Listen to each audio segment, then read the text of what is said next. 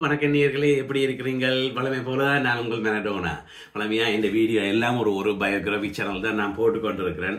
இன்றைக்கு ஆரை பற்றி போட போறேன். உங்களை எல்லாருக்கும் தெரிஞ்ச ஒரு நாள் தான் மனோரமா. இந்த மனோரமா தெரியாதவர்கள் ஒரு தருமே இருக்க மாட்டோம். இந்த மனோரமா பற்றி தான் நான் இன்றைக்கு வீடியோ போட போறேன். இவன் பிறப்ப ஆரம்பத்திலே ஒன்றா பார்ப்போம். பிறப்ப பார்த்தீங்களா 1937 ஆண்டு மே மாதம் 26 பிறந்தவா. ஆனா இவன் மறைவு 2015 இருக்குது. இந்த மனோரமா 5 தலைமுறைகளில் சினிமா துறையில நடித்திருக்கிறார். 5 தலைமுறையான ஆக்களோட நடித்திருக்கிறார். ஆரம்பத்தில் இவர் நாடகத்தில் ஆரம்பிச்சவா. ஆனா சினிமா துறையில இருக்கிறவர்கள் எல்லா ரசிகர்களாலும் இவ ஆட்சி என்று அன்பாக அழைக்கப்பட்ட ஒரு ஆள் தான் இந்த மனோகர் அம்மா. வாங்கோ வீடியோக்குள்ள போகலாம். அவன் ஆரம்ப காலம் எப்படி அமைந்தது என்றதை பற்றி ஒவ்வொன்றா பார்ப்போம். இவன் தகப்பன் பேர் காசியப்பன், தாயின் பேர் ராமாமிர்தம். இவ தமிழ்நாட்டுல தஞ்சாவூர்ல தான் இவ பிறக்கிறா. ஆனா இவ அந்த பிறப்பு இயரால இவ ஒரு ஒரு ஒரு பணக்கார குடும்பத்துல தான் இந்த மனோகரம்மா ஆரம்பத்துல இவ பிறந்தவா. என்ன காரணம் என்றா அந்த தகப்பன அவாண்ட மனோரமாண்ட தகப்பனுக்கும் தாய்க்கும் இடையில ஒரு குடும்ப பிரச்சனை காரணமாக இவ தன் தாயோடு தான் போய் இருக்கிறா. அது எங்கே என்று சொல்லி காரைக்குடியில போய் குடியேறார்கள். அந்த நேரத்துல மனோகரம்மா வறுமையால வாடப்படுகிறா. அவவும் அவன் தாயார். இதனால அவன் பள்ளி படிப்பு நீங்க பாத்தீங்களா 6ஆம் வகுப்பு வரைதான் இந்த மனோகரம்மா படித்திருக்கிறா. ஏனென்றா வறுமையின் காரணமாக, அதாவது தனது தாயோட இருக்கைக்குள்ள அவ சில ஜமீன் வீடுகளில் போய் வீட்டு வேலை செய்கிறது, பலகாரங்கள் சுட்டு விற்கிறது, இப்படிப்பட்ட ஆரம்ப கால வாழ்க்கைதான் மனோகரம்மாண்ட வாழ்க்கையாக இருந்தது. தனது 12வது வயதுல தான் இவ நாடகத்துறைக்கு போறா நடிப்பதற்கு. அதோட இல்ல, மனோகரம்மாண்ட இயற்பெயர் கோபி சாந்தா. இந்த கோபி சாந்தா தான் இப்ப மனோகரம்மா. அது இடையில ஒரு பேரும் பெறுகிறது. அவன் இயற்பெயர் கோபி சாந்தா. இவ 12 வயதுல அந்த காரைக்குடியில உள்ள இடத்துல பள்ளத்தூர் என்ற இடத்துல தான் இவ டிராமா நடிக்க செல்லுகிறா. அந்த டைம்ல அந்த நாடக இயக்குனர் திருவங்கடம், மற்றது ஆமோனிய கலைஞர் தியாகராஜன், இவ 2 பேரும் தான் இவன் பேர் மாற்றப்படுது. இவன் நாடகம் நடித்து கொண்டிருக்கல பள்ளத்தூர் பாப்பா என்று எல்லாரும் அழைக்கப்பட்டிருக்கிறான். பாருங்க, கோபி சந்தாவா இருந்தவா அந்த பேர் நாடகத்துறையில பள்ளத்தூர் பாப்பா என்ற பேர்ல இருந்தது. அந்த பள்ளத்தூர் பாப்பா என்ற பேரைத்தான் நாடக இயக்குற திருவங்கடமும் ஹார்மோனிய கலைஞர் தியாகராஜனும் மனோகரம்மா என்று மாற்றப்படுகிறது. ஆரம்ப காலத்துல அவ சின்ன சின்ன வேடங்கள், ஆரம்ப காலத்துல வைர நாடக சபா என்றதுல சின்ன சின்ன வேடங்கள்ல தான் இந்த மனோரமா நடித்திருந்தவா. இதை கண்டு ராஜேந்திரன் என்ன செய்கிறாருண்டா, SS ராஜேந்திரன் அவர் இவரோட திறமையை உணர்ந்து இவருக்கு இன்னொரு நாடகத்துல தண்ட நாடக குழுவில நல்ல வாய்ப்புகளை கொடுக்க வழிக்கிட்டார்.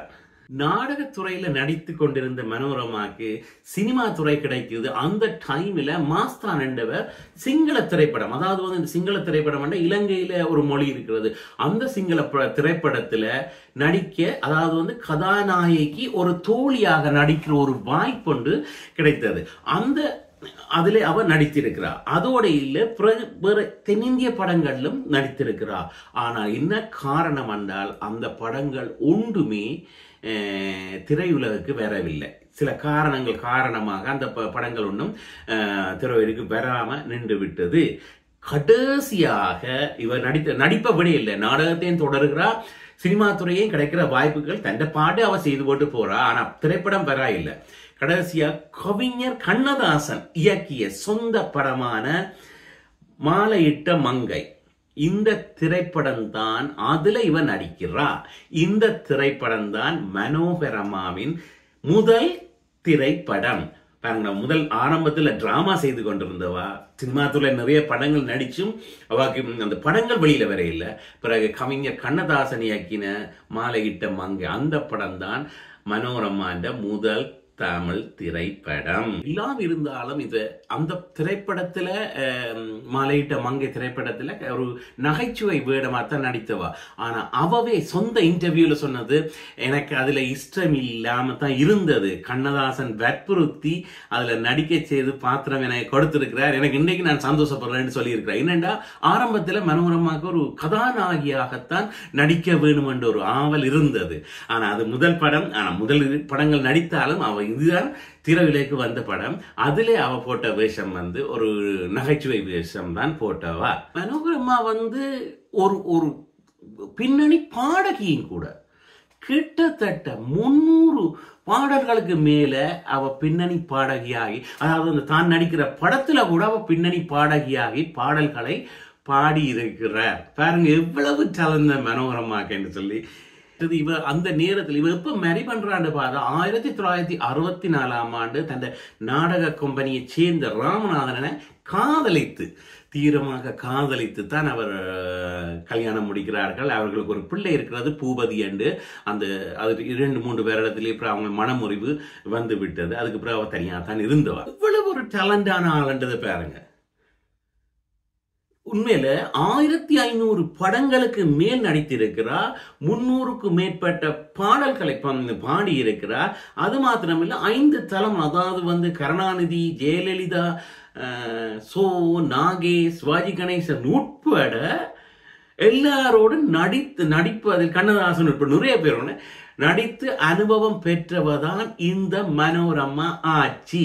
இந்த மக்களால் வழங்கப்பட்ட பேர் தான் ஆட்சி என்ற வாக்கு வழங்கப்பட்டது. மகாரங்க எவ்வளவு வித்தியாசம் என்று சொல்லி. ஆரம்பத்தில் கோபி சந்தாவா இருந்தவா, பிறகு அவன் பேர் நாடகத்துறையில பள்ளத்தூர் பாப்பா என்ற பேர். அதுக்கு பிறகுதான் மனோரமாக வாரா. அது நாடகத்துறையில அவ என்ற பண்ணிக்கே அவன் பேர் மாற்றப்பட்டு விட்டது மனோரமான்னு சொல்லி. அதுக்கு பிறகு சினிமா துறையில சாதித்து மக்களின் மனதில் இடம் பிடித்தவா. நிறைய பெரிய வீடியோ அவங்கள்ட்ட ஓரளவுக்கு நான் ஷோர்ட்டா தான் உங்களுக்கு நான் சொல்லிக்கொண்டு வரேன். இவ்வளவு சாதனை படைத்தவா தான் இந்த மனோகரம்மா. பாருங்கள் நேர்களே, ஒரு ஆரம்பத்தில் இங்க பிறந்து இடையில ஒரு சின்ன வயதுல இடையில ஒரு 6 வயது மட்டும்தான் இவ படித்திருக்கிற. அந்த நேரத்துல இவ வறுமையால வாடினவா. அதுக்கு பிறகு ஒரு தரம் சாதிக்காத அளவுக்கு சாதனை புரிந்தவா தான் இந்த மனோகரம்மா ஆச்சி.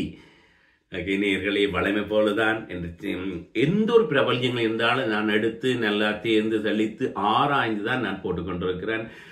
ஒவ்வொரு நீங்க பார்த்து கொண்டிருக்கீங்க பாருங்க, சப்ஸ்கிரைப் பண்ணுங்க. என்னோட வீடியோ கீழே பாருங்க ஒரு பிளாக் கலர் சைன் இருக்கும், அதை பிரஸ் பண்ணீங்கன்னா நான் போடுற ஒவ்வொரு வீடியோவும் வந்து கொண்டிருக்கோம். சில பேர் நேரத்தில் சில பேர் கேட்கறது என்னன்னா, நாங்கள் அதை ப்ரெஸ் பண்ண ஏன் போகுது இல்லையண்டா, அது இல்லை. அது நீங்கள் இமெயிலில் ரெஜிஸ்டர் பண்ணி இருந்தால் தான், அந்த உங்களோட யூடியூப் சேனல் அதில் ரெஜிஸ்டர் பண்ணி இருந்தால் தான் நீங்கள் சப்ஸ்கிரைப் பண்ணால் இந்த வீடியோ உங்களுக்கு தொடர்ச்சியாக வந்து கொண்டிருக்கும். லைக் பண்ணுங்க, ஷேர் பண்ணுங்க, சப்ஸ்கிரைப் பண்ணுங்க. நன்றி.